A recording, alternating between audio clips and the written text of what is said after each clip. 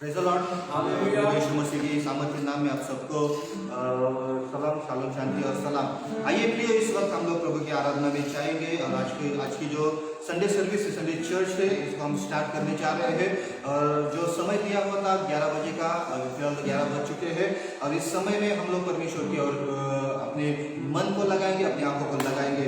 हम उन लोगों को स्वागत करना चाहते हैं जो हम लोगों से इस समय कनेक्ट हो रहे हैं, कनेक्ट होने जा रहे हैं। प्रभु यीशु मसीह आपको भी बहुत से आशीषित करे। और प्रभु के लोग, इस वक्त हम आराधना के साथ आगे बढ़ेंगे, आराधना के साथ प्रभु को धन्यवाद करेंगे, कुछ समय आराधना करेंगे और उसके बाद परमेश्वर के वचन से कुछ बातों को हम लोग सीखेंगे ताकि हम आध्यात्मिक उन्नति में आगे भी बढ़ सके। आइए प्रियो, इस समय हम प्रार्थना के साथ आराधना में भी अपने मन को लगाएंगे। आप जहाँ कहीं बैठे हो वहीं पे आप प्रभु की आराधना कर सकते हैं और प्रभु को धन्यवाद दे सकते हैं। आइए हम प्रार्थना के साथ आगे बढ़ेंगे। धन्यवाद करते हैं स्वर्गीय पिता इस समय के लिए। इस समय परमेश्वर पिता आप हमारे बीच में हो और हम विश्वास करते हैं परमेश्वर पिता आज का इस समय परमेश्वर पिता आपने हमें दिया है, आज का ये दिन आपने दिया है परमेश्वर पिता। हम प्रार्थना करते तो आज के समय के लिए प्रभु आपके सामर्थ के द्वारा हमें चलाइए परमेश्वर पिता। जो भी आराधना यहाँ प्रभु की जा रही है परमेश्वर आराधना में, प्रभु आप उतर कर आइए परमेश्वर पिता। और चाहते हैं जो वचन होने जा रहा है परमेश्वर, जो प्रचार होने जा रहा है वो भी हम लोगों के लिए एक आशीष का कारण बने परमेश्वर पिता। प्रभु जो कोई हम लोगों से जुड़ रहे यीशु मसीह के नाम से हर कोई आशीष को पाए और परमेश्वर धन्यवाद करते हुए हर समय में परमेश्वर पिता। परमेश्वर आगे का समय आपके हाथ में देते हुए, आराधना करने वाले भाइयों को आपके हाथ में देते हुए परमेश्वर पिता आगे हम बढ़ते हैं परमेश्वर। धन्यवाद देते हैं परमेश्वर पिता इस समय के लिए। यीशु मसीह के सामर्थ्य नाम से प्रार्थना करते हैं, सुन और ग्रहण कर मेरे स्वर्गीय पिता। आमीन, आमीन, आमीन।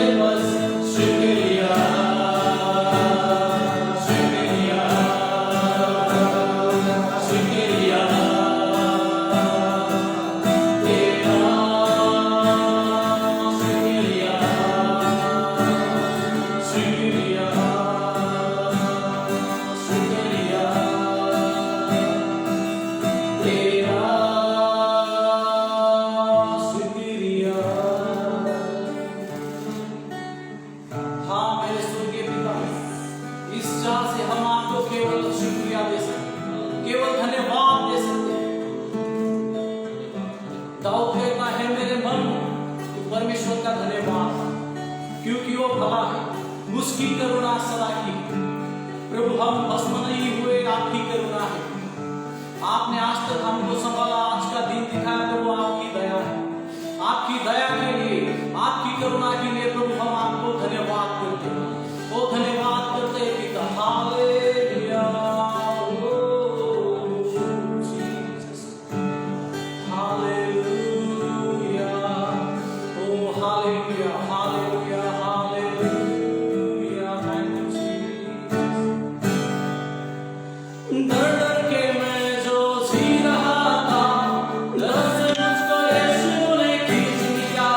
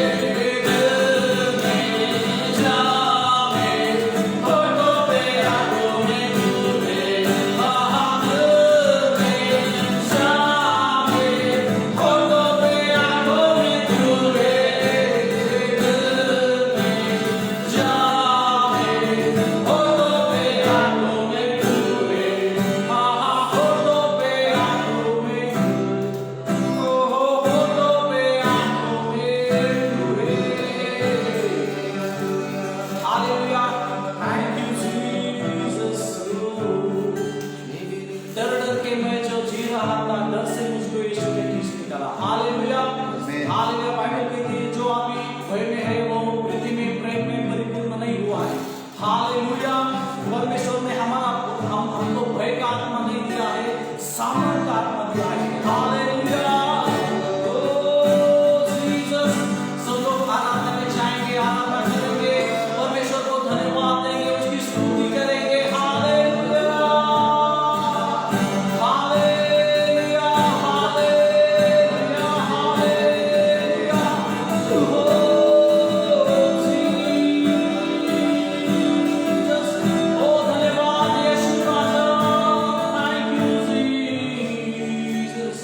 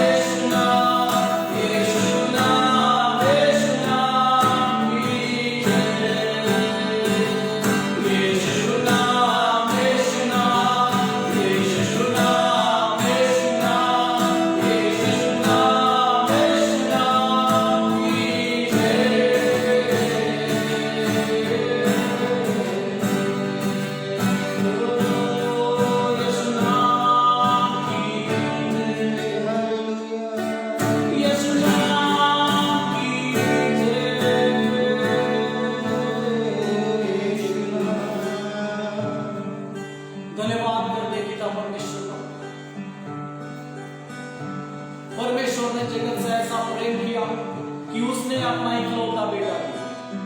इसलिए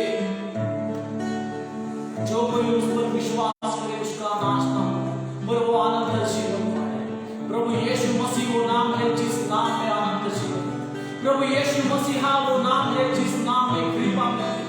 प्रभु यीशु मसीह वो नाम है जिस नाम में हमारे अपराध क्षमा किए जाते हैं। हालेलुया। धन्यवाद करते स्वर्गीय पिता, इस समय हम सब आपके हाथ में करते हैं। ये आराधना का आप स्वीकार कीजिए पिता परमेश्वर बाबा। इस आगे का समय आपके हाथ में देते हैं प्रभु। वचन के द्वारा आप हमसे बात कीजिए। हमारे जीवन में जो कमी घटी है प्रभु, आज आपके वचन के द्वारा उसको पूरा कीजिए और होने दीजिए आपका महिमा हमारे जीवन में। प्रभु यीशु नाम में मांगते हैं पिता, आमीन। Yes, praise God. चलिए फिर एक बार प्रभु परमेश्वर को धन्यवाद करेंगे। जो भी आराधना यहाँ पर की गई है, मैं विश्वास करता हूँ हर कोई आराधना के द्वारा आशीषित हो चुका है। और प्रियो, आइए परमेश्वर के वचन की ओर हम जाएंगे और परमेश्वर के वचन से कुछ बातों को आज हम सीखेंगे। और मैं चाहता हूँ कि आज एक वचन मैं आपके सामने रखूँ और मैं विश्वास करता हूँ कि परमेश्वर इस वचन के द्वारा आपको बहुत आयत से आशीषित करेगा। और आज का मेरा सब्जेक्ट है, प्रचार का सब्जेक्ट है मत्ती रचित सुसमाचार 5 अध्याय का 17 और 18 पद। और 2 पदों के ऊपर मैं आज आपसे बात करना चाहूँगा। और मैं जानता हूँ कि हर किसी को ये पता है, हर किसी ने बाइबल में इसको पढ़ा होगा। जो चर्च जाते हैं, जो चर्च में रहते हैं, शायद पास्टर्स लोगों के द्वारा भी आपने सुना होगा। लेकिन आज भी मैं आज उसी सब्जेक्ट को मैं उठाना चाहूँगा, लेना चाहूँगा, ताकि आप लोग और गहराई से और अच्छे से इसे समझ पाए। हम कई बार इस वचन को पढ़ते हैं और हम जानते हैं कि मत्ती रचित सुसमाचार 5 अध्याय 6 अध्याय और 7 अध्याय जो है यीशु का पहाड़ी उपदेश, ऐसा उसमें लिखा गया है। पहाड़ी उपदेश, पहाड़ पर चढ़कर उसने लोगों को सिखाया, अपने चेलों को सिखाया और बहुत सारी बातें वहाँ पे यीशु मसीह ने सिखाई है। लेकिन आज मैं कुछ उसमें से कुछ बातें मैं आपके सामने रखना चाहूँगा। और मत्ती रचित सुसमाचार 5 अध्याय 17 और 18 पद, 2 पदों के ऊपर हम आज मनन करके ध्यान करेंगे। और उसमें जो भी परमेश्वर ने जो बातें हम लोग के लिए रखी है उसको हम देखेंगे। आइए प्रियो, इस वक्त हम अपनी बाइबल को खोलेंगे और 5 अध्याय का 17 और 18 पद को हम देखेंगे और पढ़ेंगे।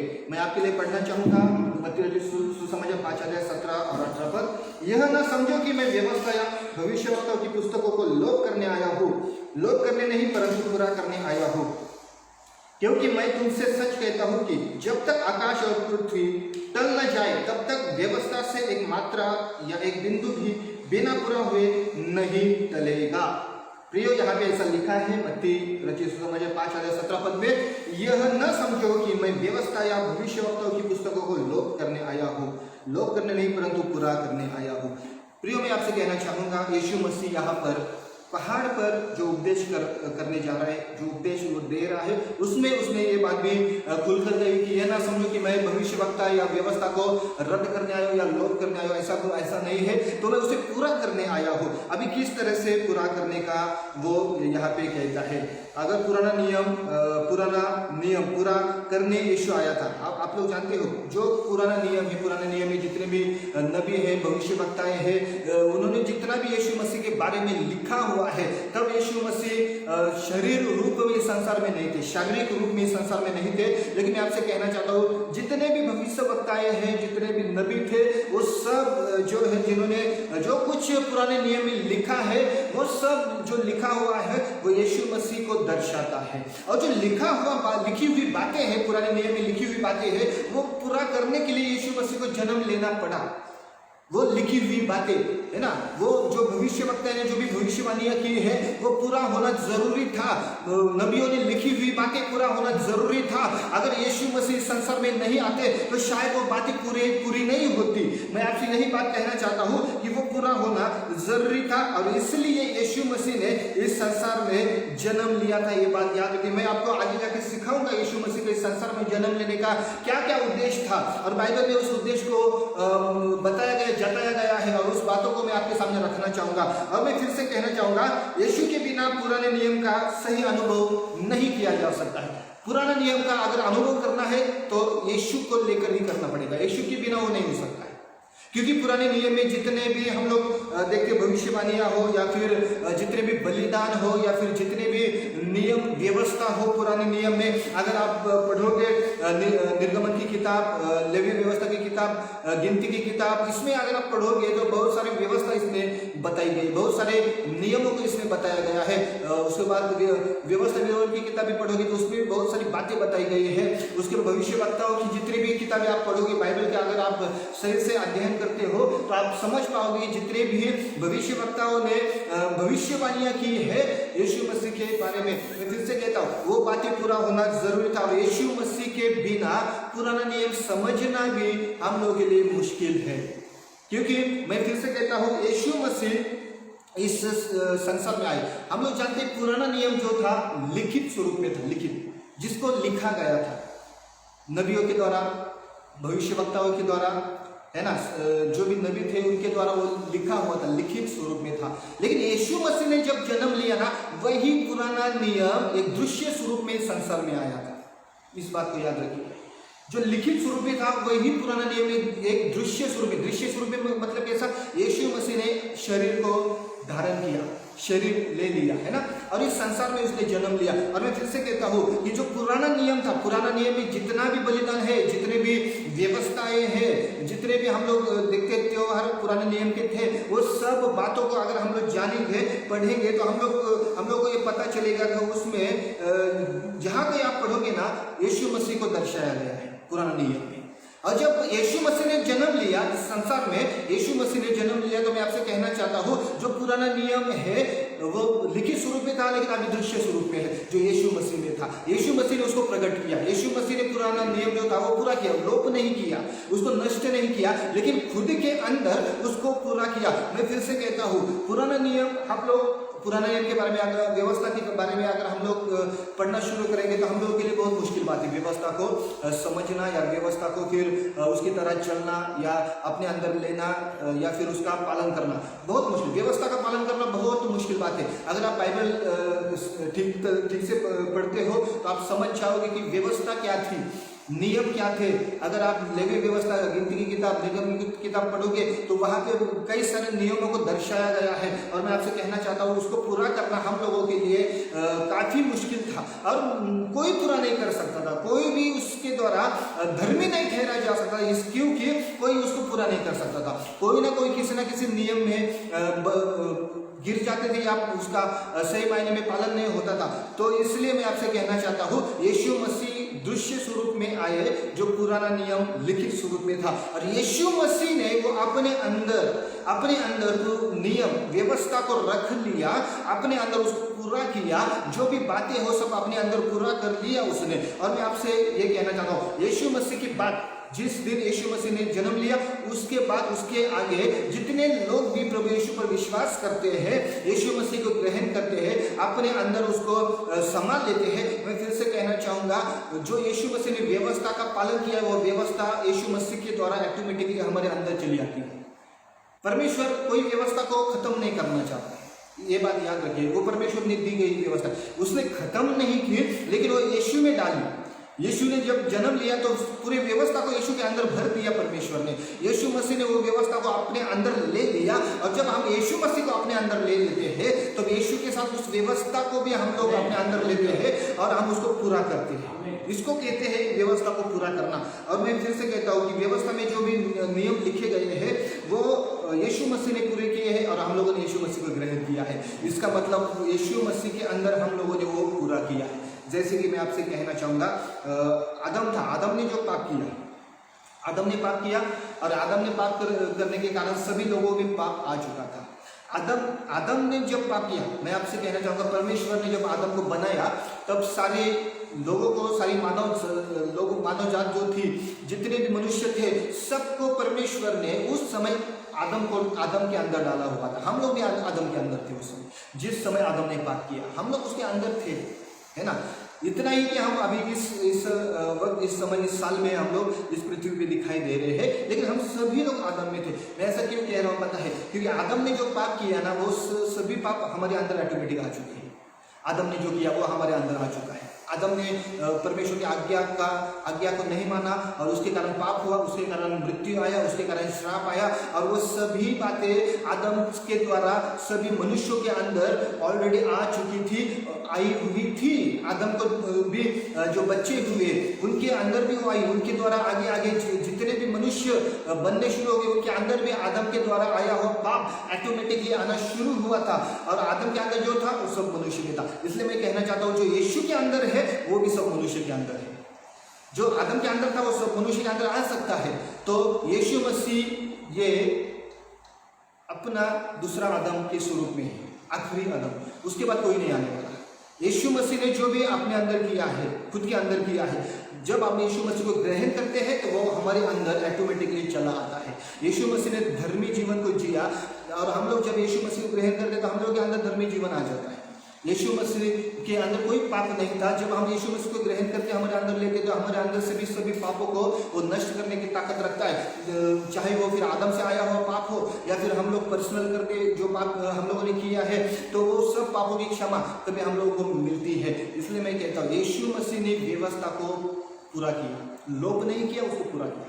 भविष्य वक्ताओं के द्वारा लिखी गई बातें पुराने नियम में वो लोप नहीं की तो उसको पूरी की, ऐसे बाइबल में लिखा गया है। और मैं आपसे ये बात क्लियरली बताना चाहूँगा मेरे प्रियो, और ये बात समझना बहुत ज़रूरी है। यीशु के बिना पुराने नियम का सही अनुभव नहीं किया जा सकता, इस बात को याद रखिए। और कुछ वचन अगर आप पढ़ोगे तो उस वचन में यीशु मसीह ने भी इस बातों को दर्शाया है और कहा है। आइए हम कुछ वचन को पढ़ेंगे। लूका रचित सुसमाचार इसका 24 अध्याय का 27 पद, 24 चैप्टर 24 वर्स 27। लूका रचित सुसमाचार 24 अध्याय का 27 पद अगर आप पढ़ोगे तो उसमें आप इस बात को ठीक से जान पाओगे। 27 पद मैं आपके लिए पढ़ना चाहूंगा। 24 अध्याय का 27 पद पढ़िए।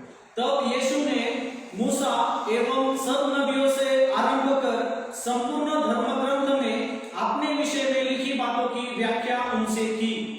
यस यस यस, यहाँ में क्या लिखा गया है?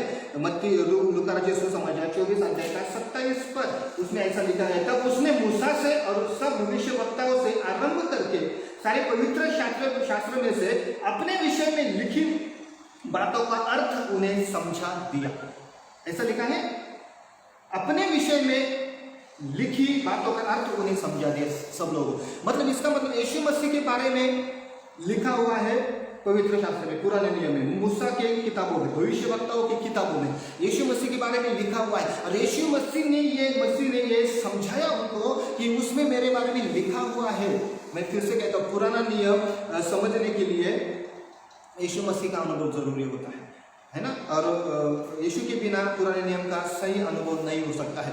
और यही बात को लोगों को समझाना चाहता है। मेरे बिना पुराना नियम आपके लिए अधूरा है, मेरे बिना आप पुराना नियम समझ नहीं पाओगे, मेरे बिना आप पुराने नियम को जान नहीं पाओगे।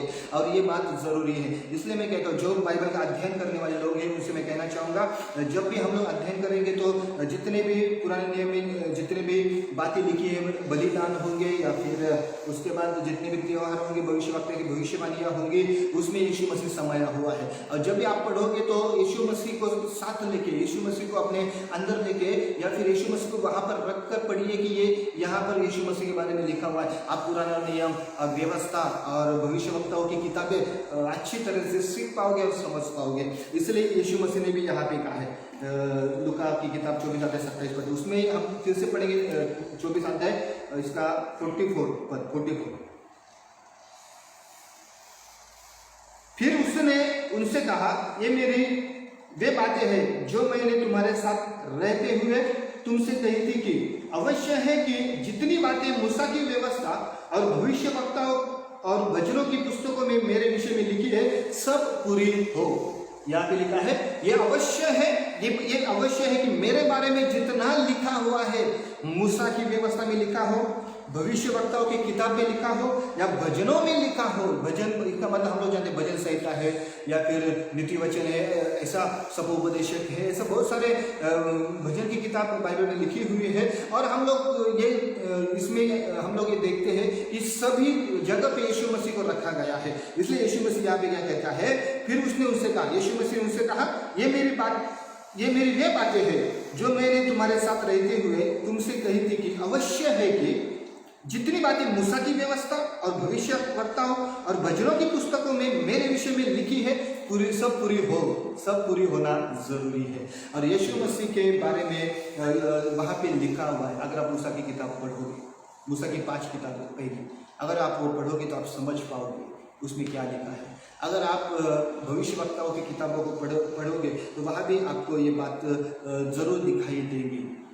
भजन के किताब अगर आप पढ़ोगे तो भजनों की किताबों में भी यीशु मसीह के बारे में बहुत सारी बातें आपको दिखाई देगी और आप जान लोगे कि ये क्या यीशु मसीह इस तरह से वहाँ पे समाया हुआ है। मेरे प्रियो, मैं इस बात को आपके सामने रखना चाहता हूँ, रखने चाह रहा हूँ। जैसा कि लिखा है कि वो बोलता है कि उसने कहा कि मैं व्यवस्था को लोप करने नहीं आया हूँ, व्यवस्था को रद्द करने नहीं आया हूँ, तो व्यवस्था को मैं पूरा करने के लिए आया हूँ, क्योंकि व्यवस्था में मेरे बारे में लिखा हुआ है।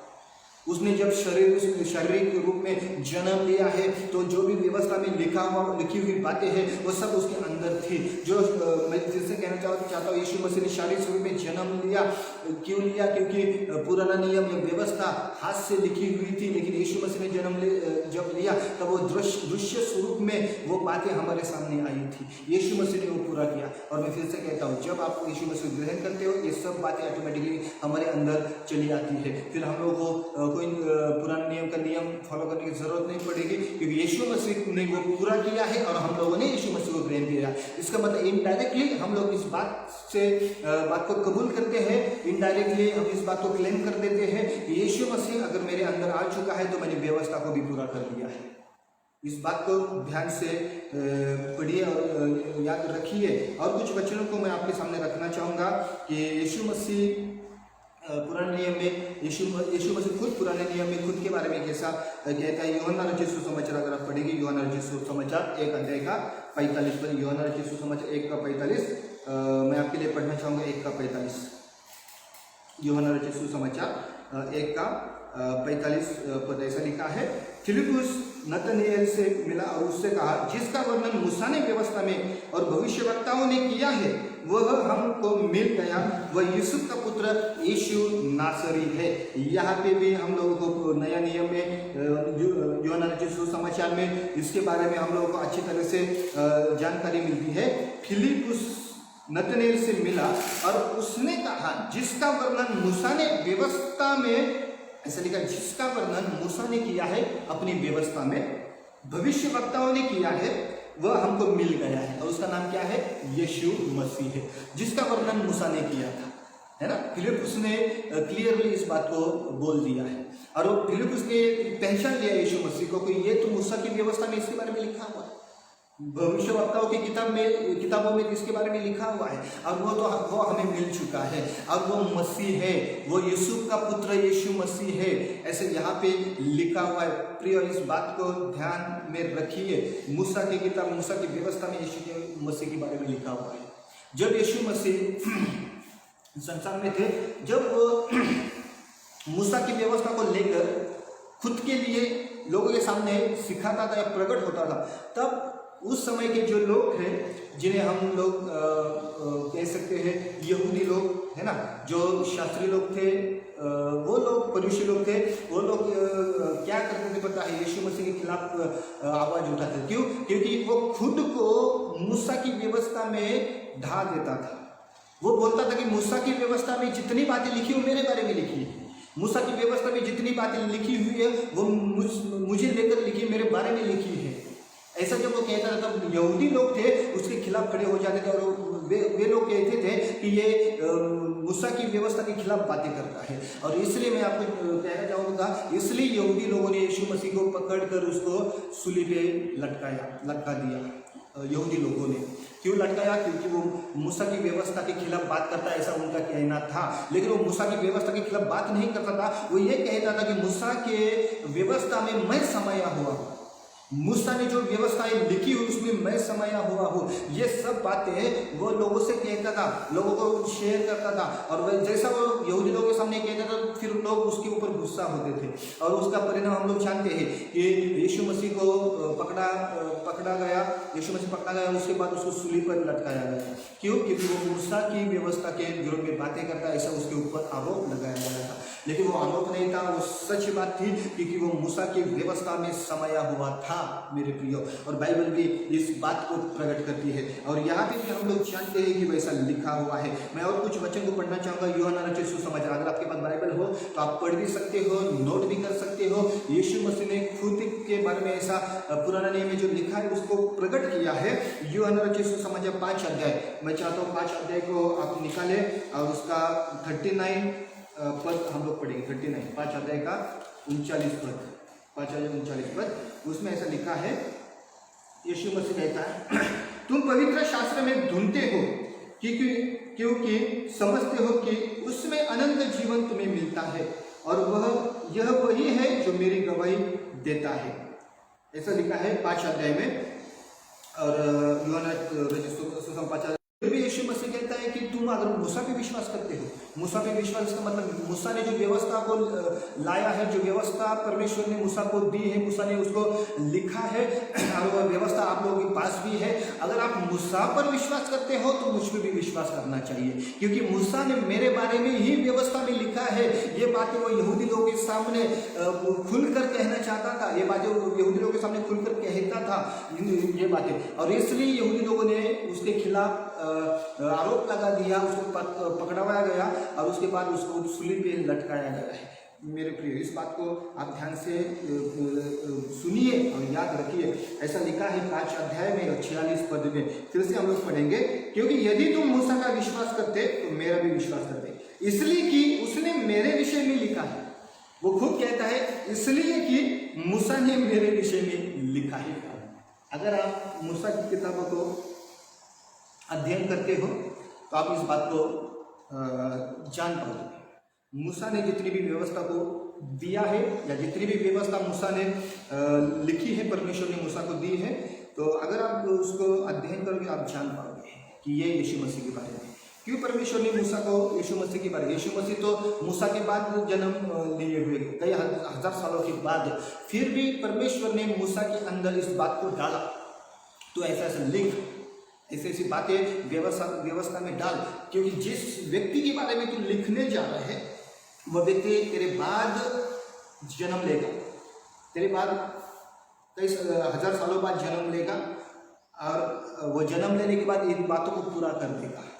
क्यों ऐसा लिखा है? क्योंकि हम लोग जानते हैं जिस समय संसार में पाप आया, आदम के समय में आदम ने परमेश्वर के खिलाफ आदम ने खड़ा हुआ या आज्ञा को नहीं माना, और उस समय पाप संसार में आया। और पाप संसार में आया तो परमेश्वर ने एक भविष्यवाणी की, और वहाँ पे लिखा है कि अगर आप पढ़ोगे जेनेसिस उत्पत्ति की किताब 3 अध्याय 15 पद में, अगर आप पढ़ोगे तो वहाँ पे लिखा है एक भविष्यवाणी स्त्री की संतान के बारे में लिखा है। स्त्री की संतान है ना, ऐसा लिखा है कि स्त्री की संतान जन्म लेगी और शैतान के सर को कुचलेगी, ऐसा वहाँ पे लिखा है। एक भविष्यवाणी है वो। तो ये भविष्यवाणी अगर परमेश्वर ने की है तो स्त्री की संतान को जन्म लेना तो जरूरी है, और परमेश्वर तो करेगा ही करेगा, क्योंकि परमेश्वर ने की हुई भविष्यवाणी है। और परमेश्वर ने जो भी भविष्यवाणी की है, कोई भविष्यवाणी खाली नहीं जा सकती है। तो परमेश्वर ने अगर आदम के सामने वो भविष्यवाणी की है, उत्पत्ति की किताब 3 अध्याय 15 पद में लिखी हुई भविष्यवाणी, तो वो पूरा होना जरूरी है। लेकिन वो जो स्त्री की संतान जन्म लेगा वो कैसा रहेगा, वो संसार में कैसा अपना जीवन को व्यतीत करेगा, वो कैसे जिएगा, इन सब बातों को परमेश्वर ने मूसा को बता दिया। और परमेश्वर ने मूसा से कहा इन सब को लिख ले, क्योंकि जो जन्म लेने वाला है, जिसके बारे में मैंने भविष्यवाणी की है, वो जन्म लेने वाला है, तो उसके बारे में पहले लिखवाना चाहता हूँ, पहले मैं तुझसे कहना चाहता हूँ, इजराइल लोगों के पास ये पहुंचा दे कि वो ऐसा ऐसा होगा करके। तब मूसा ने व्यवस्था में उसके बारे में लिखा। मूसा ने व्यवस्था में जितने भी नियमों को डाल दिया, जितनी भी व्यवस्थाओं को डाल दिया है उसके किताबों में, तो उसमें यीशु मसीह समाया हुआ है, क्योंकि परमेश्वर ने मूसा से ये कहा था और मूसा ने वो लिख लिया। फिर जैसा लिखा है, परमेश्वर ने जैसा कहा, वैसा कई हजार सालों बाद यीशु मसीह का जन्म हुआ, और यीशु मसीह ने वैसा ही अपना जीवन को व्यतीत किया है। तो ये बात कभी ना भूले, और बाइबल भी इस बात को हम लोगों से कहती है प्रियो, याद रखिए। इसलिए यीशु मसीह ने कहा, यूहन्ना रचित सुसमाचार 5 अध्याय का 46 पद में कहा है, क्योंकि यदि तुम मूसा का विश्वास करते तो मेरा भी विश्वास करते, इसलिए कि उसने मेरे विषय में लिखा है, इसलिए कि उसने मेरे विषय में लिखा है। और वचन को हम लोग पढ़ेंगे, अगर प्रेरितों के काम 3 अध्याय 24 से लेकर 26 तक अगले पद पढ़ेंगे हम लोग। प्रेरितों के काम 3 अध्याय मैं आपके लिए पढ़ना चाहूँगा। 3 अध्याय का 24 से 26 पद, 24 से 26।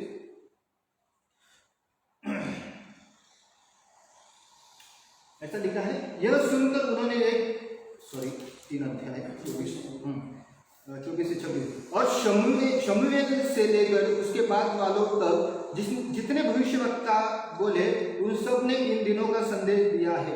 तुम भविष्यवक्ताओं की संतान और उस वाचा के भागी हो जो परमेश्वर ने तुम्हारे बाप दादों से बांधी, जब उसने अब्राहम से कहा तेरे वंश के द्वारा पृथ्वी के सारे घराने आशीष पाएंगे। अब्राहम से कहा तेरे वंश के द्वारा पृथ्वी के सारे घराने आशीष पाएंगे। और वही वंश अब्राहम का वंश यीशु मसीह को भी कहा गया है। 26 पद कहता है, परमेश्वर ने अपने सेवक को उठाकर पहले तुम्हारे पास भेजा कि तुम में से हर एक को उसकी बुराइयों से फेर कर आशीष दे। बहुत बढ़िया ये वचन है। और कुछ वचन हम पढ़ेंगे प्रेरितों के काम 13 अध्याय का 27 पद में भी ऐसे ही कुछ लिखा हुआ है। प्रेरितों के काम 13 अध्याय का 27 पद मैं आपके लिए पढ़ना चाहूँगा। 27, क्योंकि यरूशलेम के रहने वालों और उनके सरदारों ने न उसे पहचाना और न भविष्यवक्ताओं की बातें समझी जो हर सबके दिन पढ़ी जाती है, इसलिए उसे दोषी ठहराकर उन बातों को पूरा किया। भविष्यवक्ताओं की बातों को तुम लोगों ने जाना नहीं, समझा नहीं। जिस भविष्यवक्ताओं की किताबों में वो सब कुछ लिखा हुआ था, इन बातों को तुम लोगों ने जाना नहीं है, ऐसा बाइबल में लिखा है ना। और इसलिए उसको पकड़ा गया, उसको मारा गया। अगर आप लोग जान जाते भविष्यवक्ताओं की बातों को, मूसा की व्यवस्था को, तो आप उसको पकड़ते नहीं, ऐसा यहाँ पे लिखा है। मैं फिर से आपसे ये बात कहना चाहूँगा, यीशु मसीह इस संसार में आए, इसलिए आए ताकि व्यवस्था को पूरा कर सके, ना कि उसको लोप कर सके। व्यवस्था को पूरा करने के लिए वैसे देखा जाए तो यीशु मसीह का इस संसार में आने का कई सारा रीजन हम लोग देखते हैं, कई सारे उद्देश्य को हम लोग देखते हैं। और यीशु मसीह ने खुद के बारे में बहुत जगह भी लिखा है कि वो व्यवस्था में कैसे समाया हुआ है। ये सब बातें उसने बाइबल में लिखी हैं, उसने समझाया भी है, यहूदी लोगों को भी समझाया। आज हम लोगों को भी वो समझाता है। हम लोग भी बाइबल पढ़ते हैं तो हम लोग भी उस बातों को समझते हैं। लेकिन मैं फिर से कहना चाहूँगा, यीशु मसीह संसार में आए थे, वो व्यवस्था को लोप करने के लिए नहीं आए, भविष्यवक्ताओं की पुस्तकों को लोप करने नहीं आए, लेकिन उसको पूरा करने के लिए आए। लेकिन उसके आने के अलग अलग उद्देश्य भी बाइबल बताती है ना। एक ही उद्देश्य वो आया नहीं था, सिर्फ व्यवस्था को पूरा करना यही उद्देश्य उसका नहीं था। तो कई सारे उद्देश्य उसके संसार में आने का था। पहला उद्देश्य तो वही हम लोग देखते हैं कि व्यवस्था और भविष्यवक्ता की पुस्तक पूरा करने के लिए। दूसरा उद्देश्य उसका क्या था? पापियों को बुलाने के लिए। जो पापी लोग थे, जो पाप करने वाले लोग थे, तो उनको बुलाने के लिए, उनको अपने पास लेने के लिए इस संसार में एक वचन का अगर हम पढ़ेंगे, मत्ती रचित सुसमाचार 9 अध्याय के 13 पद, अगर आप पढ़ सको जरूर पढ़िए। और स्क्रीन पे अगर कोई डालेगा तो जरूर डालिए। मत्ती रचित सुसमाचार 9 अध्याय के 13 पद अगर हम पढ़ेंगे तो उसमें ऐसा लिखा हुआ है, इसलिए तुम जाकर इसका अर्थ सीख लो, मैं बलिदान नहीं परंतु दया चाहता हूँ, क्योंकि मैं धर्मियों को नहीं परंतु पापियों को बुलाने आया हूँ। यीशु मसीह का आने का रीजन क्या होता है, ये बहुत जरूरी है। यीशु मसीह संसार में आने का रीजन है ना। जैसे कि अभी हम लोगों ने देखा, मत्ती रचित सुसमाचार 5 अध्याय 17 पद में लिखा है कि वो व्यवस्था को पूरा करने के लिए आया है। व्यवस्था में उसके बारे में बहुत कुछ लिखा है, वो भी उसने समझाया। लेकिन सिर्फ व्यवस्था को पूरा करने के लिए आया है ऐसा नहीं, उसके कई सारे उद्देश्य बाइबल में लिखे हुए, और वो उद्देश्य भी हम लोगों को समझना जरूरी है। वो यीशु मसीह ने भी समझाए, बहुत सारे लोगों को दिया है उसका आने का उद्देश्य। और यहाँ पे भी हम लोग देखते हैं उसका आने का उद्देश्य के बारे में। अगर हम लोग यहाँ पे पढ़ते हैं 9 का 13 पद में, मत्ती का 9:13, और वो क्या कहता है पता है? वो कहता है कि इसलिए तुम जाकर इसका अर्थ सीख लो, मैं बलिदान नहीं परंतु दया चाहता हूँ, क्योंकि मैं धर्मियों को नहीं परंतु पापियों को बुलाने आया हूँ। क्या लिखा है? धर्मियों को नहीं परंतु पापियों को। धर्मी तो उसके ही लोग हैं, जो धर्मी लोग हैं वो तो उसके लोग। यीशु मसीह ने एक जगह पे कहा था, जो बीमार है उसको ही डॉक्टर की जरूरत पड़ती है, जो बीमार नहीं है उसको डॉक्टर की जरूरत नहीं पड़ती। और जो धर्मी है तो वो धर्मी है ऑलरेडी, वो यीशु मसीह के द्वारा धर्मी ठहराए गए हैं, वो स्वर्ग के वासी होंगे। लेकिन जो पापी लोग हैं, जो पाप में अपना जीवन बिताते हैं, ऐसे लोग, यीशु मसीह कहते हैं ऐसे लोगों के लिए मैं इस संसार में आया हूँ, ऐसे लोगों के लिए।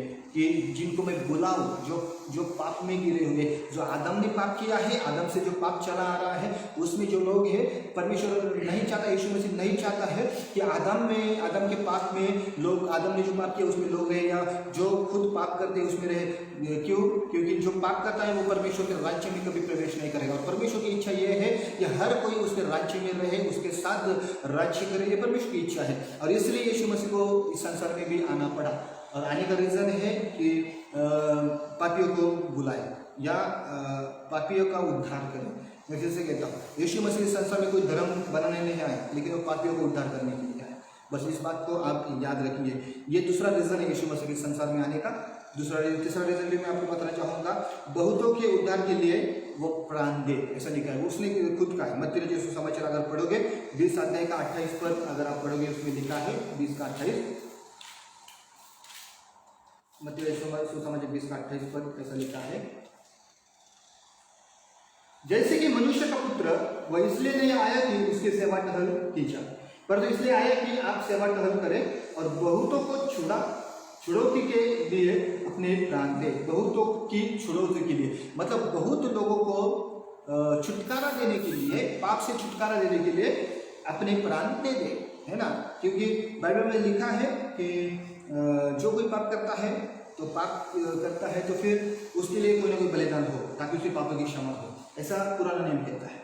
लेकिन यीशु मसीह ने वो सभी बलिदानों को अपने अंदर ले लिया, और वो खुद बलिदान हुआ, और उसके बलिदान होने से, उसके प्राण देने से हम लोगों के पापों से हम लोगों को क्षमा मिलती है और हम बचाए जाते हैं। ये बहुत ज़रूरी बात है। जितने भी बलिदान व्यवस्था में लिखी हुई है, मूसा की व्यवस्था में, मैं फिर से कहना चाहता हूँ, वो सभी बलिदान यीशु मसीह ने अपने अंदर ली। और जब वो खुद बलिदान हुआ तो वो बलिदान के द्वारा हमें उद्धार मिला है। क्योंकि पुराना नियम अगर पढ़ोगे, अगर कोई पाप करता है तो अलग अलग तरह के बलिदान होते थे। अगर किसी ने कोई पाप किया तो उसका अलग बलिदान, अलग तरह का बलिदान। अगर किसी ने व्यभिचार किया तो उसके लिए अलग तरह का बलिदान। अगर किसी ने खून किया तो उसके लिए अलग तरह का बलिदान। अगर किसी ने किसी औरत के छेड़ा या कुछ ऐसे गलत काम किया था, उसके लिए अलग बलिदान। ऐसे अलग अलग टाइप के बलिदान होते थे। लेकिन मैं आपसे कहना चाहता हूँ, उन सब बलिदानों को यीशु मसीह ने अपने अंदर ले लिया और खुद एक सारे बलिदानों का एक ही बलिदान बन गया। सारे बलिदानों को खुद के अंदर लेके, और वो बलिदान होने के बाद उसने हम लोग को छुड़ाया है। हम कोई गलती ना करें, हम लोग कोई पाप ना करें, इसलिए उसने भी हम लोगों को छुड़ाया है। इस बात को भी प्रियो याद रखो। उसका इस संसार में आने का रीज़न मैं आपको बता रहा हूँ। चौथा उद्देश्य क्या पता है उसके संसार में आने का? खोए हुए को ढूंढने के लिए। आगे अगर आप पढ़ोगे लूका रचित सुसमाचार उसका 19 पद का 19 अध्याय का 10 पद अगर आप पढ़ोगे 19 का 10, उसमें लिखा है कि वो खोए हुए को ढूंढने के लिए आया है। 19 का 10 मैं अपने पढ़ना चाहूंगा। लिखा है, क्योंकि मनुष्य का पुत्र खोए हुए को ढूंढने और उनका उद्धार करने आया है ना। मनुष्य का पुत्र मतलब यीशु मसीह, जो उसने मनुष्य वो बना, एक शरीर के स्वरूप में वो आया, शरीर की अवस्था में वो आया और उसे मनुष्य का पुत्र कहा गया है। ऐसा लिखा है, वो इसलिए आया कि खोए हुए को ढूंढे और उनका उद्धार करने आया है। क्या करने आया है? उद्धार करने आया है। प्रियो, ये भी उसका एक उद्देश्य है इस संसार में आने का। ये सारे उद्देश्य बाइबल हम लोगों को सिखाती है और बताती है। अगर आप 5वां उद्देश्य देखोगे, उसमें लिखा है अपने भेजने वाले की इच्छा पूरी करने के लिए। उसका भेजने वाला जो परमेश्वर, जो उसका पिता, उसकी इच्छा पूरी करने के लिए वो इस संसार में आया है। इसके लिए एक वचन को पढ़ेंगे, यूहन्ना रचित सुसमाचार 6 अध्याय का 38 पद। यूहन्ना रचित सुसमाचार 6 अध्याय का 38 पद को हम लोग पढ़ेंगे। मैं आपके लिए पढ़ना चाहूँगा 6 का 38 पद में ऐसा लिखा है, क्योंकि मैं अपनी इच्छा नहीं वरना अपने भेजने वाले की इच्छा पूरी करने के लिए स्वर्ग से उतरा हूँ। क्यों आया यीशु मसीह? क्यों आया यीशु मसीह? उसका रीजन है कि उसका भेजने वाला जो है उसकी इच्छा वो पूरी कर सके, और उसकी इच्छा पूरी करने के लिए वो इस संसार में आया और संसार में उसने जन्म लिया। ये इस बात को हम लोग ठीक से जानना जरूरी है कि जिसने उसे भेजा है, उसके पिता ने उसको भेजा इस संसार में कुछ काम करने के लिए। और वो कहता है कि उसकी इच्छा को मैं पूरा कर सकूं, उसकी इच्छा को मैं पूरा करने के लिए इस इस संसार में आया हूँ, इसका उसका आने का रीजन, ये 5वां रीजन है। अगर हम लोग 6वां रीजन देखेंगे तो उसके लिए एक रेफरेंस मैं आपको देना चाहूँगा। यूहन्ना रचित सुसमाचार 9 अध्याय का 39 पद, 9 का 39 मैं आपके लिए पढ़ना चाहूँगा। 9 का 39 यूहन्ना रचित सुसमाचार, उसमें ऐसा लिखा हुआ है, तब यीशु ने कहा, मैं इस जगत में न्याय के लिए आया हूँ, ताकि जो नहीं देखते वे देखे और जो देखते हैं वे अंधे हो जाए। वो क्या बोलता है? यीशु ने कहा, मैं इस संसार में आया हूँ न्याय करने के लिए, क्योंकि जो ऐसा लिखा है, ताकि जो नहीं देखते वे देखे, जो नहीं देखते, आत्मिक अंधापन के बारे में यहाँ पे लिखा, आत्मिक अंधा, जो नहीं देखते हैं यीशु मसीह को, जो नहीं समझते हैं वो समझ पाए उसको, और जो देखते हैं लेकिन समझ नहीं पाते हैं, ऐसा लिखा है ना? ऐसा लिखा है कि जो देखते हैं वे अंधे हो जाए, और जो देखते हैं वो यीशु वो देखते हैं, चलो इसमें व्यवस्था में यीशु मसीह के बारे में देखते हैं, फिर भी वो अंधे हो जाते हैं, वो अंधे हो जाते हैं। मूसा की व्यवस्था में यीशु मसीह के बारे में वो पढ़ते भी हैं, फिर भी वो अंधे हो जाते हैं। और जो लोग नहीं पढ़ते हैं, जिन लोगों को मूसा की व्यवस्था के बारे में, यीशु के बारे में लिखा है, वो नहीं पता, वो देख सके, वो यीशु मसीह को समझ सके, और इसलिए उसको इस संसार में आना पड़ा। क्योंकि मैं फिर से कहता हूँ, व्यवस्था लिखित स्वरूप में थी और यीशु मसीह दृश्य स्वरूप में आया, ताकि जो नहीं समझते हैं वो उसको समझ पाए, जो नहीं समझते हैं उसको जान पाए। ये उसका एक उद्देश्य था। और आगे और बहुत सारी बातों को मैं आपके सामने रखना चाहूँगा। और 7वां अगर उसका उद्देश्य रहेगा तो हम लोग निकालेंगे यूहन्ना रचित सुसमाचार 10 अध्याय का 10 और 11 पद। वहाँ पे लिखा है, मैं इसलिए आया हूँ कि वे जीवन पाए और भरपूरी का, अनंत काल का जीवन पाए। इसलिए वो कहता है कि मैं इस संसार में आया हूँ। मैं आपके लिए पढ़ना चाहूँ 10 अध्याय यूहन्ना रचित सुसमाचार 10 का 10 और 11 पद। ऐसा लिखा है, चोर किसी और काम के लिए नहीं, परंतु केवल चोरी करने और घात करने और नष्ट करने को आता है। मैं इसलिए आया हूँ कि वे जीवन पाए और बहुतायत से पाए। ऐसा लिखा है, मैं इसलिए आया हूँ कि वे जीवन पाए और बहुतायत से पाए। ऐसा लिखा। चोर आता है तो वो तो चोरी करने आएगा, वो किसी को मारने आएगा या घात करने आएगा। यीशु मसीह कहता है कि मैं इसलिए आया हूँ कि वे लोग जीवन पाए। मैं किसी को मारने नहीं आया हूँ, मैं किसी का घात करने नहीं आया हूँ, मैं किसी को नष्ट करने नहीं आया हूँ। मैं इसलिए आया हूँ कि वे जीवन पाए, वे जीवन पाए। यीशु मसीह का इस संसार में आने का उद्देश्य है कि वे लोग जीवन पाए जो अभी तक जीवन से या स्वर्ग राज्य से या पापी क्षमा से दूर है, ऐसे लोग जीवन पाए। इसलिए यीशु मसीह इस संसार में आए। इस बात को भी आप ठीक से जान लीजिए। उसके बाद 8वां उद्देश्य जो है वो भी मैं आपके सामने रखना चाहूँगा। उसके लिए हम लोग पढ़ेंगे यूहन्ना रचित सुसमाचार 12 अध्याय का 46 पद। यूहन्ना रचित सुसमाचार 12 अध्याय का 46 पद अगर हम पढ़ेंगे तो उसमें लिखा है, 46 पद में मैं आपके लिए पढ़ना चाहूँगा, मैं जगत में ज्योति होकर आया हूँ, ताकि जो कोई मुझ पर विश्वास करे वो अंधकार में न रहे। ऐसा लिखा है, मैं जगत में ज्योति होकर आया हूँ, ज्योति। जो कोई उस पर विश्वास करे वो अंधकार में ना रहे, वो अंधकार में जीवन ना बिताए, वो अंधकार में कभी भी अपना जीवन ना रखे। वो यीशु मसीह को किया था, मैं इसलिए आया, इसलिए उसके आने का उद्देश्य। कई सारे लोग उसके आने का अलग अलग उद्देश्य रखते हैं, कई सारे लोग, अभी मैं बताना नहीं चाहूँगा। लेकिन मैं यीशु मसीह का इस संसार में आने का सही उद्देश्य क्या है, सही मायने में क्यों आया, इन बातों को भी मैंने आपके सामने रखा है ना। और ये बातें भी हम लोगों को समझना जरूरी है, यीशु मसीह का इस संसार में आने का उद्देश्य क्या है। प्रियो, ये 8वां उद्देश्य है कि कोई अंधकार में ना रहे, इसलिए वो आया है। कोई अंधकार में इसका मतलब पाप का अंधकार, पाप का अंधकार। बाइबल में लिखा है कि पाप के कर्मों के भागी ना बनो, पाप के कामों के भागी ना बनो। पाप का जो अंधकार है उसमें ना रहो, ना समाओ। मैं तो एक उजियाला हूँ, आप लोगों को पाप के अंधकार से छुड़ाने के लिए, बचाने के लिए आया हूँ। मैं आपको एक उजियाला देने के लिए आया हूँ, एक ज्योति देने के लिए आया हूँ, ताकि आप पाप के अंधकार से निकल आओ और ज्योति में जीवन को जियो या व्यतीत करो। इसलिए मैं आया हूँ, ऐसा बाइबल में लिखा हुआ है मेरे प्रियो। और इस बात को हम लोगों को जानना और पहचानना जरूरी है। तो 17 पद के बारे में आपको पता है, 5 अध्याय 17 पद के बारे में मैंने आपको बताया है। अभी 18 पद के बारे में थोड़ा सा कुछ आपसे बात करना चाहूँगा। मत्ती रचित सुसमाचार 5 अध्याय का 18 पद। अभी तक मैंने जो बात की है 17 पद के बारे में।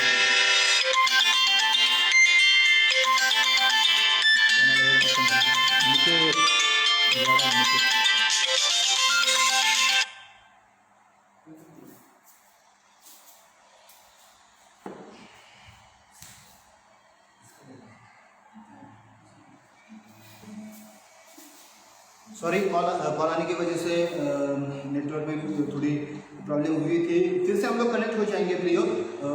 मत्ती रचित सुसमाचार 5 अध्याय का 18 पद हम लोग निकाले और 18 पद से कुछ बातों को हम लोग पढ़ेंगे। अभी तक मैंने 17 पद के बारे में आपसे बात की है, अभी 18 पद भी मैं आपको देना चाहूँगा। वहाँ पे लिखा है 5 अध्याय 18 पद, क्योंकि मैं तुमसे सच कहता हूँ कि जब तक आकाश और पृथ्वी टल न जाए तब तक व्यवस्था से एक मात्रा या एक बिंदु भी बिना पूरा हुए नहीं टलेगा। बाइबल में लिखा है पुराने नियम पर यीशु मसीह ने मोहर लगा दी, डायरेक्ट मोहर लगा दी। इसका मतलब क्या? वो पूरा होना ही होना है।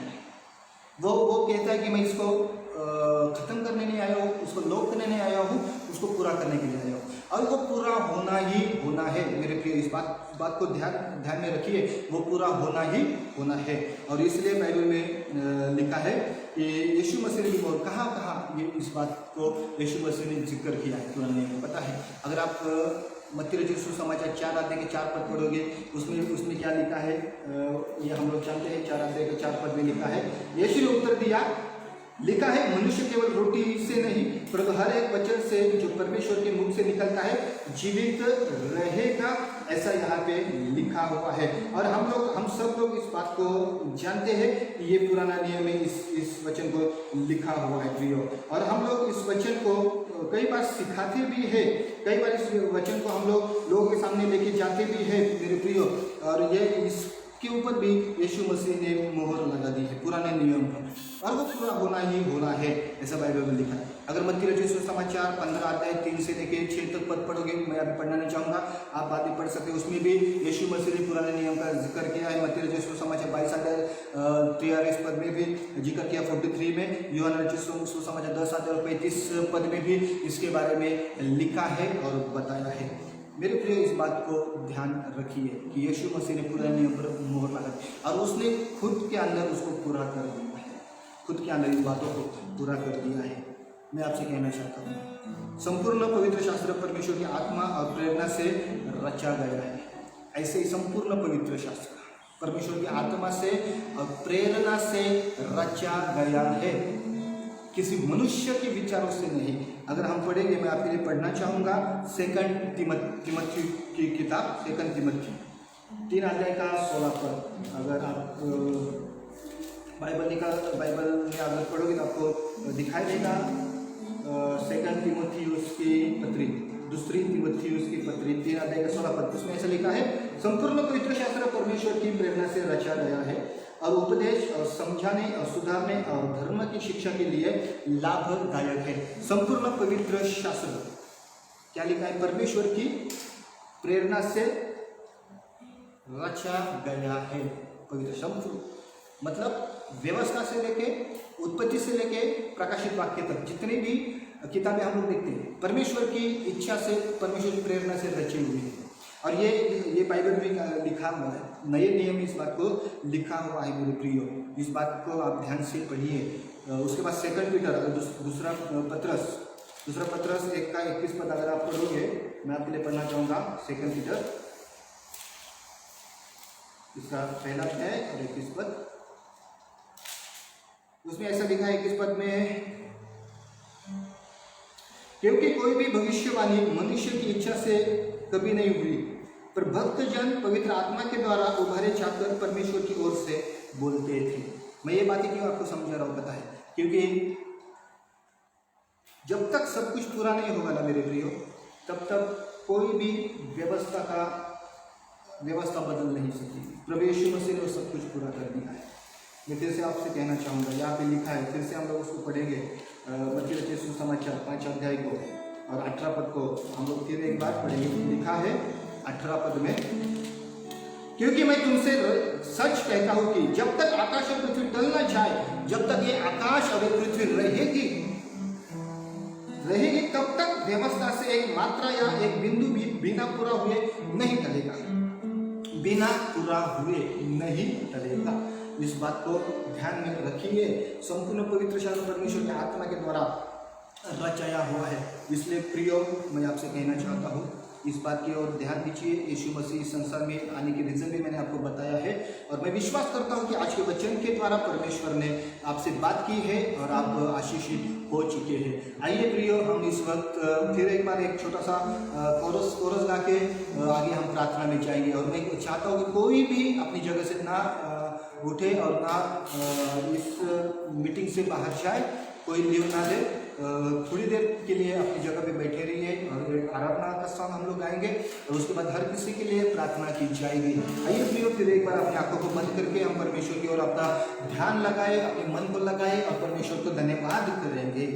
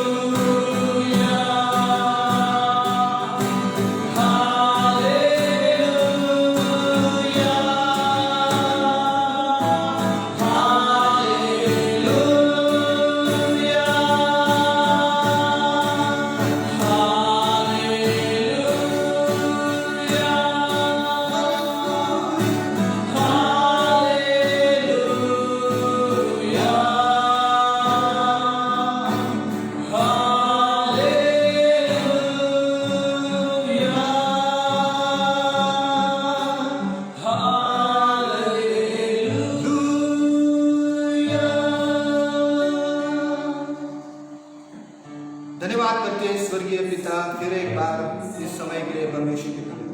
जो भी परमेश्वर पिता इस समय परमेश्वर आपने हमें जिन बातों से प्रभु परमेश्वर पिता बातों को सिखाया है परमेश्वर पिता, उसके लिए धन्यवाद करते हैं।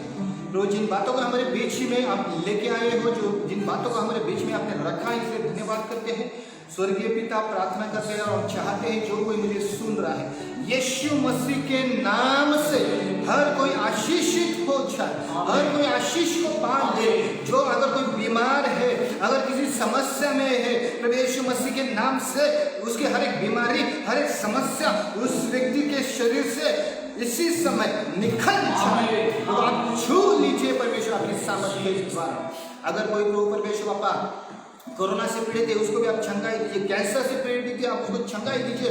डायबिटीज से पीड़ित है, आप उनको चंगाई दीजिए। जो कोई मेरा आवाज सुन रहा है यीशु मसीह के नाम से, यीशु मसीह के नाम से चंगे हो जाए। धन्यवाद करके प्रभु आपके लोगों के लिए, प्रभु उनकी धार्मिकता में उनको बढ़ा। तो परमेश्वर जब आपका राज्य आएगा, जब आप आपके राज्य को बनाओगे परमेश्वर, हम हर किसी का प्रभु आप हर किसी को आप याद करिए प्रभु। आपके राज्य में जाने के लिए हम लोग आप याद करिए परमेश्वर। धन्यवाद करते प्रभु, धन्यवाद करते आपकी सामर्थ के लिए, धन्यवाद करते आपके छूने के लिए, धन्यवाद करते आपकी उपस्थिति के लिए परमेश्वर। आपके लोग आप छू लीजिए और आशीषित करिए परमेश्वर। आज की प्रार्थना खाली नहीं जाएगी परमेश्वर, आप सुन रहे हो इसलिए धन्यवाद। हर बात को आपके सामने लेके आते हैं परमेश्वर, आगे का समय आपके हाथ में देते हैं। यीशु मसीह के नाम से प्रार्थना करते हैं, सुन और ग्रहण कर मेरे स्वर्गीय पिता, आमीन आमीन। सबको जय मसीह की, praise the Lord, God bless you. प्रभु यीशु मसीह आपको बहुत आयत से आशीषित करे और आगे का दिन आपके लिए परमेश्वर एक आशीष का दिन लेके आए। आइए प्रियो, प्रभु को धन्यवाद।